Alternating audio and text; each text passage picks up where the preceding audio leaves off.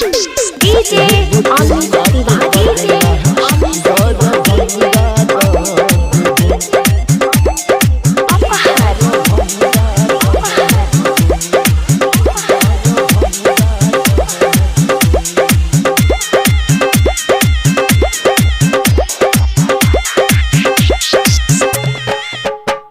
गे गोरकी एगो चुम्मा के बदला दर भंगा देबो।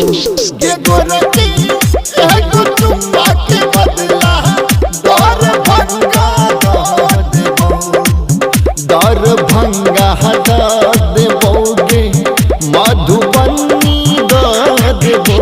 गे गोरकी एगो चुम्मा के बदला दर भंगा देबो।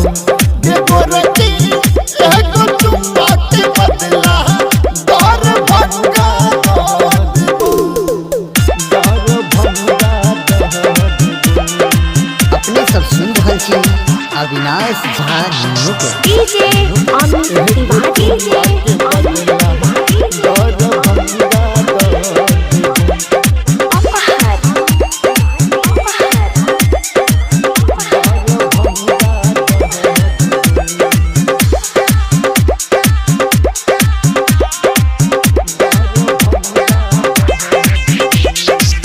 एक तोहर चढ़ल जवानी लागे छो पोरे पोर गे गे लागे छो पोरे पोर गे नैना तोहर बड़ नसीली गाल छो दुनु गोर गे गे गाल छो दुनु गोर गे सहर सहा देबो पूरा मधेपुरा देबो। गे गोरकी एगो चुम्मा के बदला दर भंगा देबो। गे गोरकी एगो चुम्मा के बदला दर भंगा देबो। दर भंगा देबो।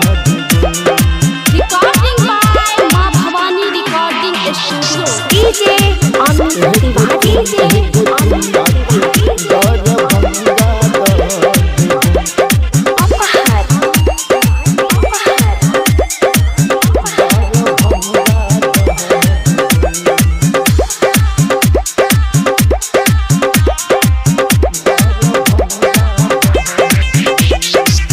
चली है गामक हटिया पर किन दे बहु नतिया गे गे किन दे बहु नतिया गे नतिया गे नतिया गे।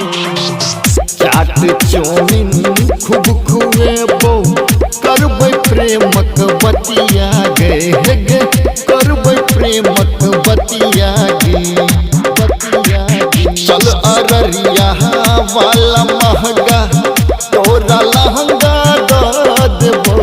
गे गोरकी एगो चुम्मा के बदला दर भंगा देबो।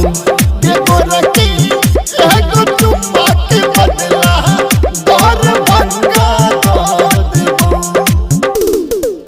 दर भंगा देबो। मिक्स बाय प्रकाश बाबू डीजे अमित तिवारी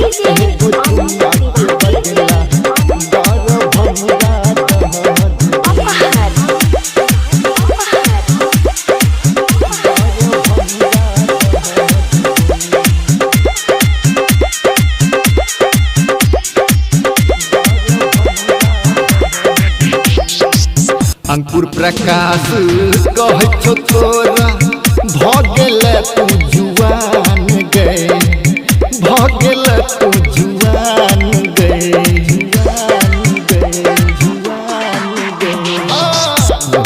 से तू नहीं लड़ा ले सब पूरे वो अरमान गे हगे सब पूरे वो अरमान गे सुपोल देबोगे तोरा खगड़िया देबोगे गोरकी एगो चुम्मा के बदला दरभंगा दह देबो के गोरकी